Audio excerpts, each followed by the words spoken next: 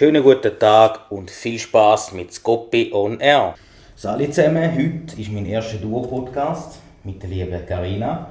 Danke, dass du gekommen bist und sie stellt sich jetzt gerade mal vor, wer sie ist, von wo das sie kommt. Ja, hallo zusammen. Merci nochmal für die Einladung. Ich bin Carina Seiler, wohne im wunderschönen Berner Oberland. Ich hatte gerade 2,5 Stunden Anfahrtsweg. Aber die habe ich natürlich lieber gerne auf den Buckel genommen. Genau, ich bin 22, aktuell arbeite ich im Radio, in der Radio BO Redaktion als Redaktorin, aktuell noch in der Ausbildung, mit Studium auch noch berufsbegleitend. Wohne im Berner Oberland. Genau, und habe noch so ein bisschen 2-3 Sachen zu erzählen. Super, das klingt ja schon spannend. Und jetzt habe ich schon die erste Frage an dich. Du hast es erwähnt, du arbeitest im Radio. Kannst du mir und unseren Zuschauern mal erklären, wie das ist, im Radio zu arbeiten? Weil wenn du das nicht weißt, dann ist das mega schwierig. Du hörst nur die Stimme, aber du weißt nicht, was dahinter alles ist. Ja, also im Radio arbeiten. Wir arbeiten in der News-Redaktion, das heisst, die aktuellen News, wenn es irgendwo tätscht, brennt, irgendwo irgendetwas passiert, bin ich eigentlich so ein bisschen die Erste, oder meine Abteilung die Erste, was so ein bisschen vernimmt. Wir müssen Texte aufnehmen oder gar live reden. Unsere Zuhörenden natürlich informieren, ausführlich und natürlich auch, ja, sagt, dass jeder rauskommt im Alter von 0 bis 99. Sagen jetzt mal. Es hören ja wahrscheinlich eher die älteren Radio und Genau, die hören ja nicht so genau. viel. Wir haben so ein bisschen, ich sage es mal, so ein bisschen das Durchschnittsalter zwischen 30 und 50 ist, glaube ich, rausgekommen, ohne Garantie.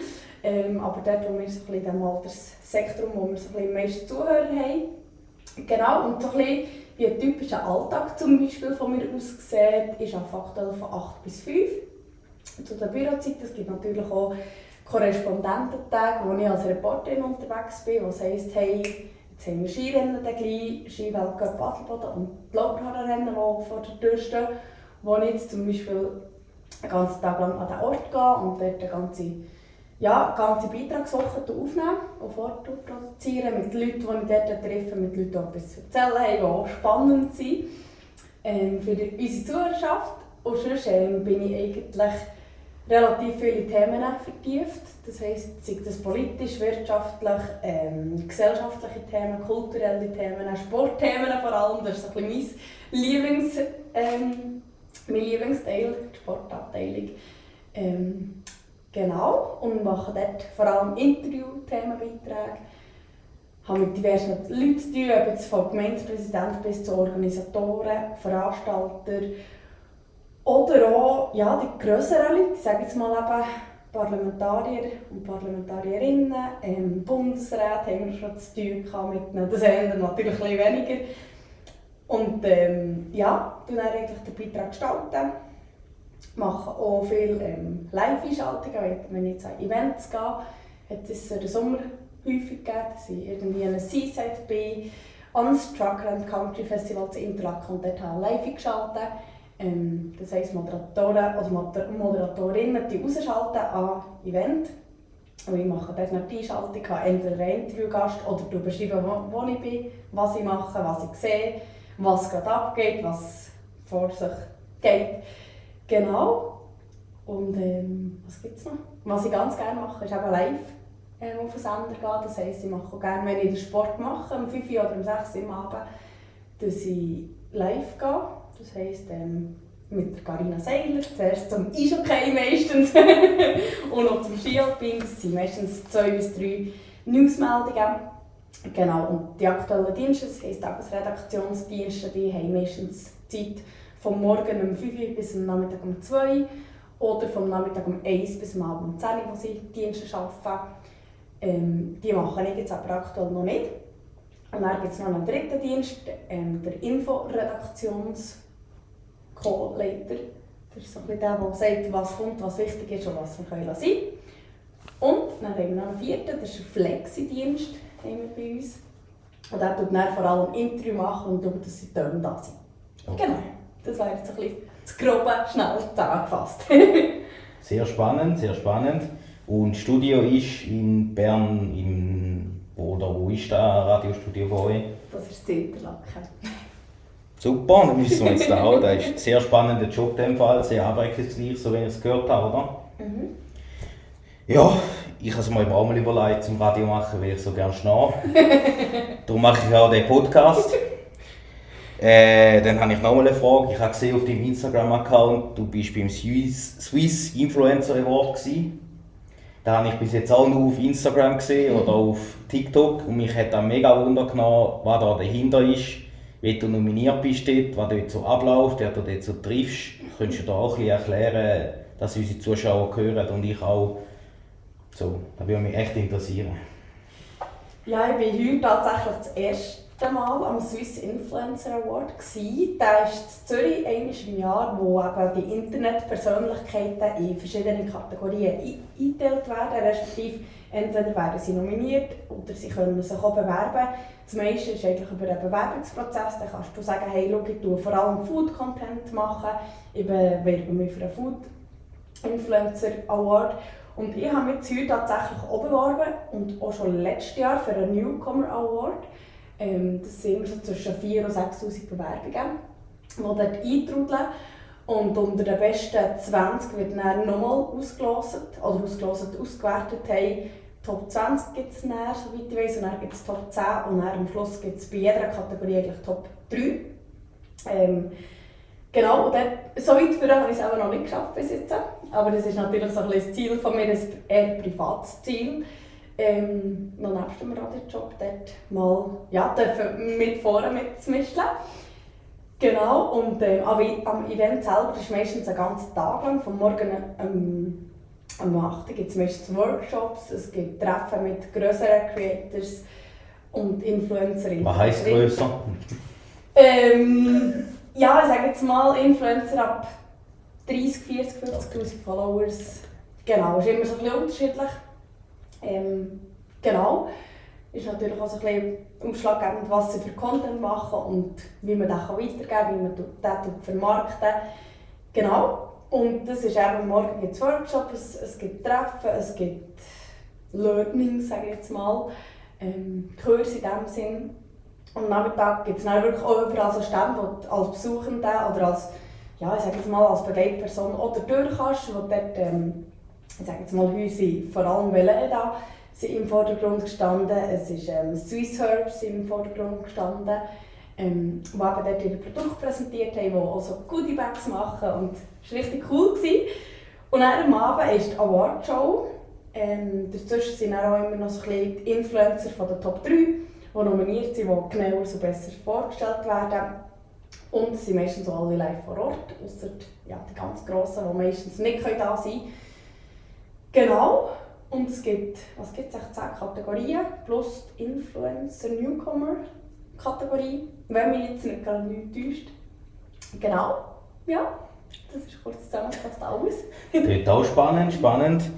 Und kann man dann da gut zuschauen als Zuschauer, oder ist das nur für Influencer? Oder nein, also das ist in der Halle innen, hat es mega viele Zuschauerplätze auch. In welcher Halle ist das in Zürich? Im Hallenstadion, oder? Nein, nicht im Hallenstadion. Ich glaube, es heisst «The Hall». The Hall, ja, das habe ich auch schon gehört. Ich glaube, es ist dort. Da war ich jetzt eben heute auch, also eine Begleitperson mitgenommen. Und er ist nicht so influenzig unterwegs wie ich, sage ich jetzt mal. Aber ich kann das so schnell raussuchen. Der Hall... Ja, das Dübendorf, das ist glaube ich. Okay. Genau, diese. Ja, das habe ich auch schon gesehen, ja. Das ist dort drin, okay. Wo auch die Divertimento waren zum Beispiel. Ja, okay, ja, jetzt ist alles klar, ja. Genau, voll. Okay, super. Dann habe ich noch mal eine Frage an dich.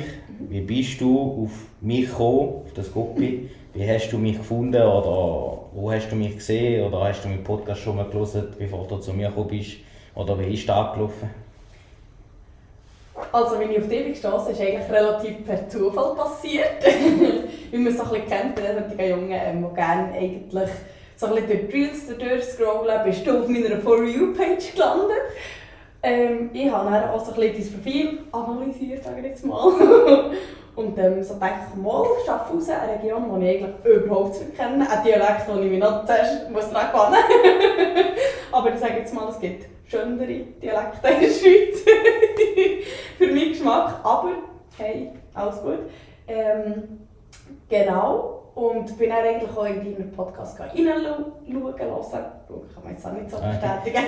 Reinhören. Und habe so gesagt, hey, du erzählst einfach wie völlig aus dem Alltag raus, was du unter der Woche gemacht hast, was du am Wochenende gemacht hast. Und habe eigentlich gedacht, hey, so ein bisschen für mal reinzuschnuppern, ob ich überhaupt auch so ein bisschen podcastig unterwegs bin. Ja, wieso nicht? Und bin dann ein bisschen auf dich gestossen. Genau. Und war eigentlich sympathisch gewesen, offen und es hat einfach gematcht. Da kann ich nur zurückgeben, auch sie ist von Anfang an sympathisch, wirklich. Jetzt habe ich noch mal so eine Frage. Deine Träume, was du dir verwirklichen in der nächsten Zeit oder was du dir noch wünschst, was du noch erleben willst oder was du noch machen willst, würde mich noch interessieren. Erzähl es mir doch noch. Also kurzfristige Ziele sagen jetzt mal sicher, ja, wie soll ich das sagen? Nein, kurzfristige Ziele eigentlich. Schaffhausen anschauen. Schaffhausen anschauen, definitiv. Und mal die Szene unter die Lupe nehmen. Ja, kurzfristige Ziele sicher gesund werden. Genau, um so ein bisschen den Weg zu mir zurückzufinden. Wenn man das will, schafft man es auch. Genau. Wenn man 100% daran glaubt, dann schafft man das auch. Genau.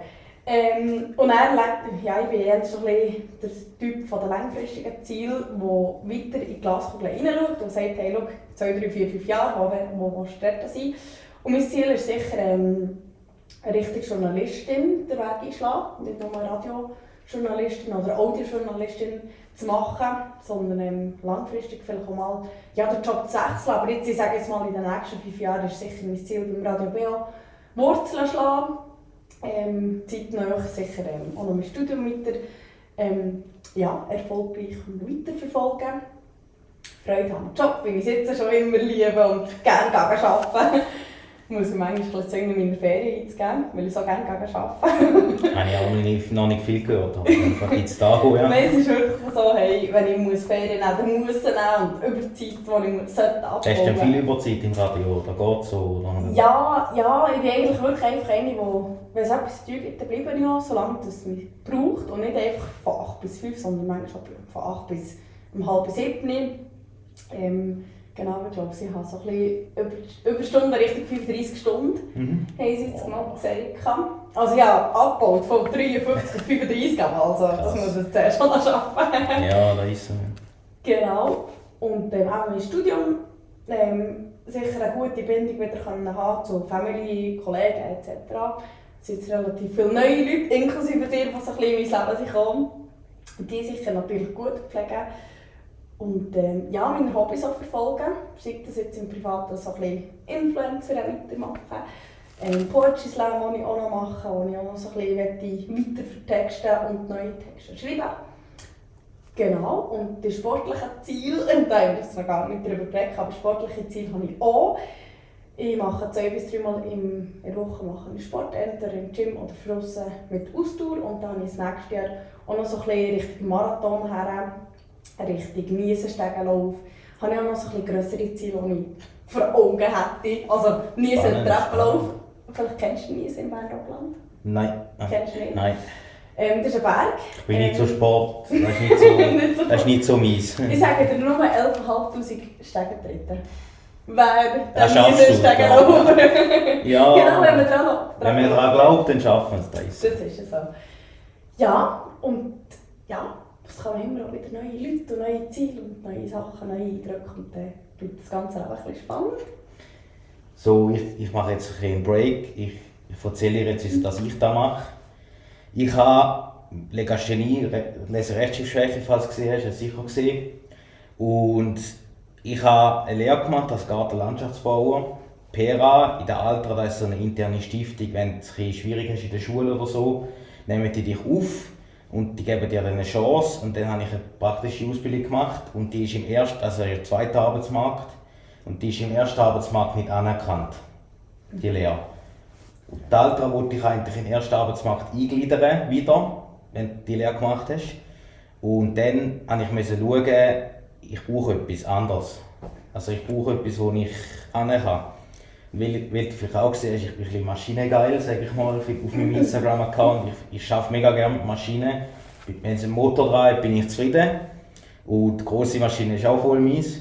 Und dann habe ich eine Firma gefunden, die kennt mich schon seit ich so groß bin. Und der hat mir dann die Chance gegeben. Zuerst habe ich ein Praktikum gemacht für eine Woche. Aus einer Woche sind 3 Wochen geworden. Aus 3 Wochen sind 3 Monate geworden. Und aus 3 Monaten ist ein Jahr geworden. Und nachher bin ich davor gestanden, leer. Wir sind an dem Tisch gesessen, da weiss ich noch, wie es gestern war. Dann hat es geheißen, macht der Nico das Scopi EFZ oder EBA. Alle am Tisch haben gesagt EBA, sogar ich. Nur mein Chef ist an dem Tisch gesessen und hat gesagt, du, wenn der Nico eine Lehre bei mir macht, dann ist es EFZ. Und der schafft das. Und ich habe ihn mit so Augen angeschaut, ich so, du spinnst doch. Genau. Und ich habe gesagt, okay, dann probiere ich es. Und jetzt habe ich im Sommer abgeschlossen, erfolgreich EFZ. Weil er hat mir dann so gelernt, so, ich habe immer Leute in der Schule, die nie an mich geglaubt. Wenn dir jemand sagt, nein, du schaffst das nicht, nein, du schaffst das nicht, dann schaffst du es auch nicht. Und er hat halt immer an mich geglaubt, die ganzen 3 Jahre. Der hat nicht aufgegeben, er hat immer, und darum habe ich es auch geschafft. Er macht auch Podcast, mein Chef. Und ich habe einen mega Traum gehabt, ich wollte mal einen Podcast aufnehmen. Und er hat mich dann eingeladen. Kannst du auch schauen, wenn du willst, ich zeige dir nachher. Er hat mich dann eingeladen und nachher habe ich mir so Gedanken gemacht. Ich schnorre eigentlich noch gerne und darum, wieso mache ich nicht selber einen oder wieso probiere ich es nicht?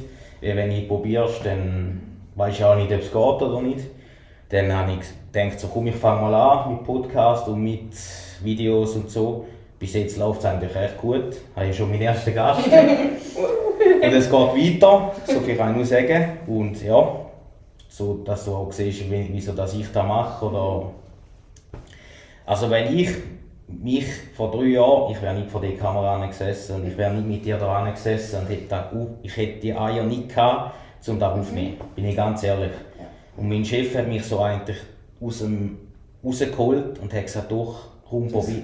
Ja, genau, probier einfach, oder? Mehr scheitern kannst du nicht. Ja. Mehr hat er es nicht können, oder nicht Genau. Oder mehr hat er niemand, dass er schreibt, ja, genau. Hey, Foto. Genau. Ja. So dass du auch mich. Und ich finde das toll, dass du gekommen bist. Danke vielmals. Jetzt habe ich noch so eine Frage an dich. Ich habe gesehen, du hast auf Insta 8000 Follower, stimmt das? Und wie hast du das geschafft? Wie bist du zu diesen 8000 Followern gekommen?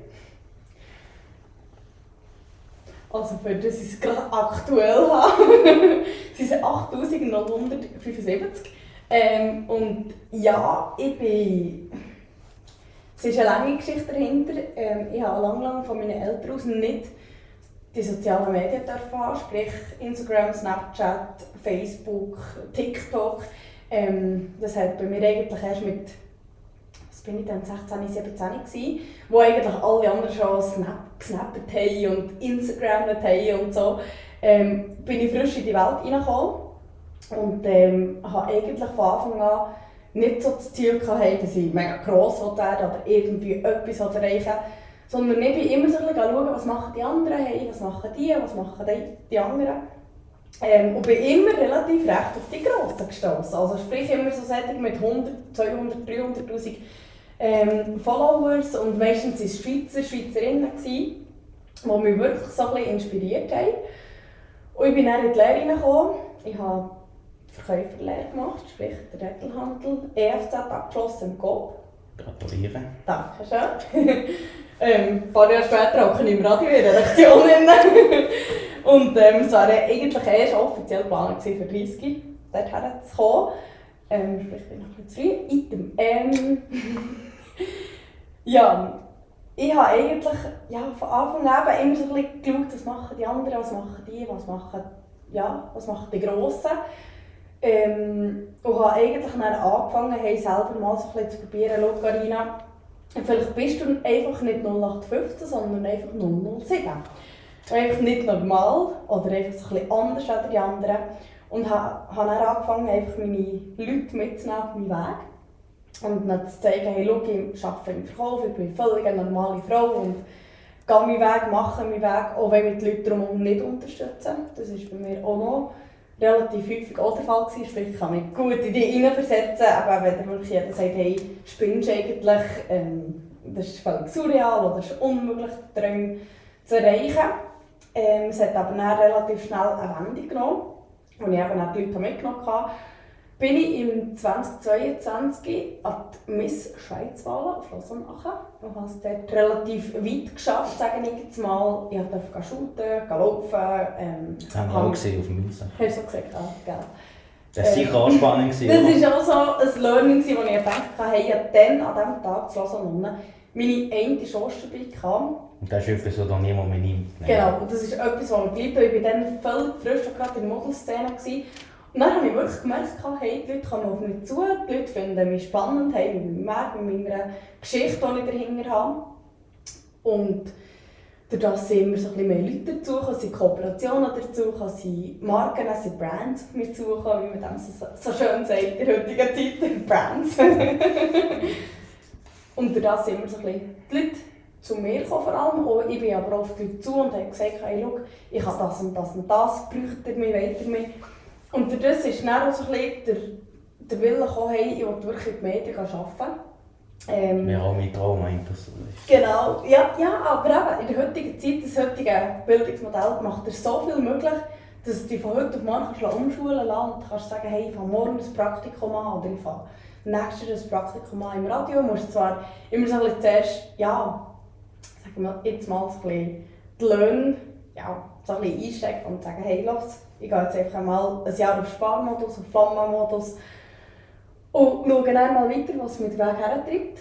Und ich bin dann wirklich eigentlich von einem Schulradio zu Lyss, von einem wirklich relativ sehr, sehr kleinen Radio, gerade einen Höhlenkump in ein Radio Berner Oberland mit, ja, wir haben letzten Monat, im November 2025, haben wir die 100'000 zuhörenden Marke geknackt.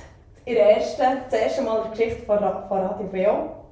Ich glaube, das darf ich hier mit vollem Stolz sagen, dass wir alle dazu einen Beitrag hatten. Und ja, aber ich sage halt jetzt einfach immer so ein bisschen einen Schritt aus deiner Komfortzone, wo du dich wohlfühlst, wo du denkst, hey, ja, die erste Zeit finden die Leute einfach cringe. Das ist einfach so, wenn du in die Öffentlichkeit gehst. Und das habe ich auch gemerkt auf meinem Weg, es gehen Gerüchte umeinander, es gehen Lacherei umeinander, es gehen Gespässe umeinander. Wenn du irgendwo einen Kill bekommst und es dann heisst, ja, hey, wir wollen gerne ein Foto mit dir machen, musst du schon abschätzen, hey, meinen sie es jetzt aus Liebe oder aus Spass, für es dann, ja, in einem schlechten Wort zu weiter verbreiten. Ich sage immer so schön, ich muss den harten arbeiten. Ja, genau. Und jetzt bin ich mittlerweile so ein bisschen an einem Punkt, wo mich die Leute relativ gut können verstehen können. Jetzt auch gerade in diesem Jahr, wo es nicht so einfach war für mich, wo es ein paar Rückschläge hat gegeben und wo ich halt nochmal in der Öffentlichkeit bin und wirklich halt einfach ungefiltert habe gesagt, wie es mir geht, was passiert ist. Und in diesem Jahr habe ich jetzt wirklich vor allem auch gerade einen Riesensprung gemacht. Social Media, wo die Leute, die zu mir kamen, gesagt haben, «Los, du hast meine volle Unterstützung», wo ich auch wirklich gemerkt habe, wer steht hinter mir und wer nicht. Und das ist jetzt auch ein bisschen ein Zeichen draussen. Aber wenn ihr anfangen wollt, wenn ihr wirklich die Leute erreichen wollt, ihr müsst im ersten Schritt immer so ein bisschen auf die Leute zugehen, die Leute auf euch aufmerksam machen, dass es euch überhaupt gibt, weil heute gibt es so viele Leute im Internet, was du wirklich nicht mehr herausfiltern kannst, hey, ist es echt oder nicht. Du brauchst so einen Eye-Catcher, dass dich wiedererkennt. Genau. Etwas, was nur du machst. Ja, genau. Oder irgendwie ein Haustier oder ein Kleidungsstück. Ich kenne zum Beispiel auch eine Moderatorin vom Kanal 3, die hat so ein Tanja-Grün an. Und das ist einfach so ein Olivgrün und gleich einfach so ein insgesamt Grün. Genau. Und du erkennst auf der Straße genau diesen Grün. Und oder wie bei Radio Top zum Beispiel der Andi, Morgenshow mit dem Andi. Da kennt man jetzt einfach, wenn es heisst Morgenshow, wer ist? Der Andi. Also da ist auch so ein Markenzeichen. Ich höre zum Beispiel Radio Top. Und ich finde das immer mega cool, wenn da kommt, jetzt Morgenshow mit dem Andi. Und so wie ich habe Connections, ich weiss, ob er im Teletop schafft. Ich weiss, dass Morgenshow mit dem Andi wirklich gut ankommt, weil er holt die Leute halt auch mega ab und er kann es halt auch. Und ja, der ist auch so speziell, der ist auch eigenartig. So, da gibt es nicht viel, nehme ich an, in der Radioszene, die so eine Morgenshow macht wie er. Radio Top hat sich ja auch neu aufgestellt, aber sie haben es wirklich gut gemacht.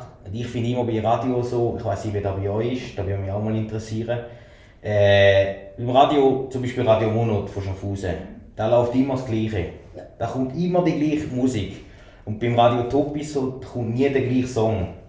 Da kommt kein Chart, kommt doppelt bis am Abend. Ich weiss nicht, ob das bei euch auch so ist, oder ich finde das immer mega schlimm, wenn du Radio hörst und jetzt kommt schon wieder der Song, dann kommt schon wieder der Song. Ich weiss nicht, wie siehst du das? Ich bin so, wie soll ich sagen, ich finde das ein bisschen schade. Es gibt so viele gute Lieder da draussen und die bringen immer die gleichen. Also ich habe jetzt auch ein bisschen für mich das Gefühl, bei uns im Radio BO, wir haben extra eine Musikmasse bei uns im Team, die eben die Musik auch immer neu sortiert und neu zusammenstellt. Und wir können wie das quasi, wir können unsere steuern auch gleich wie nicht, weil halt eben noch eine Firma dahinter steht. Was wir jetzt machen bei uns, wir setzen so ein bisschen mehr auf 80er, 90er Hits. Eben so ein bisschen mehr Musik von früher, Musik von jetzt, also Musik von früher so. Aber wir bringen natürlich auch die neuen Hits. Und ich sage jetzt viel, wir haben so ein bisschen den Dings, dass wir halt mega vielseitig sind. Das hören nicht viele in meinem Bekanntenkreis. Aber hankerum gibt es die andere Seite, die sagen, hey, ich schalte wenn sie will, ich kann einfach jedes Lied und jedes geht mir auf den Sack. Und wo ich mir muss sagen, ja, schau, du kannst das wie nicht steuern, du hast wirklich keinen Zugriff. Aber es ist natürlich schon ein bisschen Eye-Catcher, wenn du so ein bisschen auch Songs für einen grabst, die nicht jedes Radio hat, die so ein bisschen unbekannt sind. Ich verstehe das ja schon, wahrscheinlich musst du ein bisschen auf den Zuhörer schauen, was die gerne haben, das ist schon so. Ja. Und die Lieder, die halt viele kommen, die hören halt die Zuschauer wahrscheinlich auch gerne. Das ist sicher so, aber das ist halt der Musikgeschmack so unterschiedlich, oder? Weißt du eigentlich für einen Musikgeschmack, wenn ich da frage? Oh, ich bin auch relativ breit unterwegs. Ich höre eigentlich alles vom Mundart über Pop, über Rock, ja, vor allem Schweizer Musik, Volkslieder höre ich auch gerne. Nicht mehr so viel und fest wie früher. Und international natürlich so ein bisschen auf den Frauenstimmen, Pink, Miley Cyrus. Ja, so ein bisschen in die Richtung.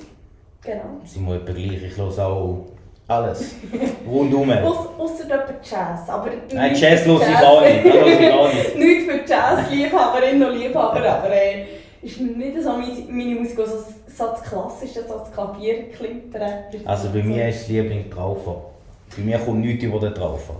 Ja, wir schließen mich an. Traufer, Megawatt und Göller sind so meine 3 Schweizer. Und Hamster, aber Hamster ist ein Rock. Stubendengang ist auch gut. Ja. Stubendengang ist auch gut. Ja, also ich glaube, wir können das auch schon ewig weitermachen. Das ist so. Mit Musik. Ah, ich liebe es. Ja. Und ja, danke, dass du gekommen bist. Danke, dass du mit mir einen Podcast aufgenommen hast. Ich habe es sehr spannend gefunden. Und jetzt kannst du den Zuschauern noch sagen, wo findet man dich, wenn man dich abonnieren oder so. Ich heiße Carina Seiler. In den sozialen Medien findet ihr mich unter Doppel-C. CC, Carina Seiler. Eigentlich auf Instagram, Facebook, TikTok, Snapchat, LinkedIn bin ich auch sehr, sehr aktiv. Da könnt ihr auch noch mal so ein bisschen meinen beruflichen Werdegang analysieren.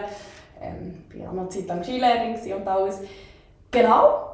Und natürlich auf der Radio BO Webseite oder noch einen Steckbrief, den wir haben. Genau. Und nehmt kein Blatt vor den Mund, wenn ihr irgendeine Frage habt an mich oder irgendetwas habt. Genau, einfach offen, direkt und seriös zu mir kommen und dann gebe ich euch seriös und ehrlich offen Antwort. Ich habe jetzt noch mal eine Frage. Sorry, wenn ich jetzt... Alles gut. Skilehrer. Das ist Skilehrerin. Das ist sicher auch sehr spannend. Ich habe einen Kollegen, der ist in Davos, auch Skilehrer. Und der hat noch Gutes erzählt. Aber jetzt wollte ich mal von dir hören, so, würdest du weiterempfehlen? Weil ich fahre nicht Ski. Ich finde es mega schade. Aber ja, vielleicht kannst du mir mal lernen. Und wie ist der Job so? Ist das auch abwechslungsreich? Hast du wahrscheinlich immer andere, die lernen können? Hast du mehr kleine Kinder oder hast du auch Erwachsene? Oder wie ist das so? Also ich kann es auf jeden Fall jedem empfehlen, der so ein bisschen einen Tapetenwechsel will. Ich habe davor im Verkauf gearbeitet und bin dann wirklich von 0 auf 100 rausgearbeitet. Nicht mehr im Verkaufsladen, sondern draussen in der Natur. Mit den Wetterumständen, heiß, nass, dunkel, kalt, hell. Und das ist eigentlich ein wöchiger Kurs, den du da machst. Dann hast du am Ende der Woche einen Methodikkurs, du hast einen praktischen Kurs, also praktische Prüfung, Methodikprüfung und eine schriftliche Prüfung, wo du alles ablegen musst, dass du das kannst. Und dann kannst du eigentlich unterrichten. Ich hatte jetzt mehr die kleineren Kinder, das heisst, wenn man jetzt nicht zwischen 5 und 7, genau, wo du schon anfangen lernen kannst. Also wir hatten ja noch deutlich kleinere und jüngere gehabt. Und Dann hast du eigentlich einen Wochenkurs oder einen Wochenendstag oder Kurs, wo du eigentlich immer so eine kleine Klasse hast zwischen, ja, ich sage jetzt mal, zwischen 5 und 10 Grüppeln, wo dann auf 3 Skilehrerinnen oder Skilehrer aufgeteilt sind. Und genau je nach Altersstufe kannst du dann auch schon in die höheren Levels suchen. Es gibt wie zum Beispiel Blau, Grün, wo es ein bisschen die Starterstufen sind, und Rot und Schwarz, wo du dann die besseren Eltern hast. Genau, und als erwachsene Person kannst du auch noch ganz gut Privatunterricht nehmen und musst ja nicht zusammen irgendwie in einer Gruppe lernen, Ski zu fahren. Ich fahre auch Snowboard, aber Snowboard hat bei mir halt einfach nicht gelangt, dass ich von mir überzeugt werde, dass ich das auch unterrichten könnte, weil ich selber noch so ein bisschen im Lehren bin und ich mehr Skifahren.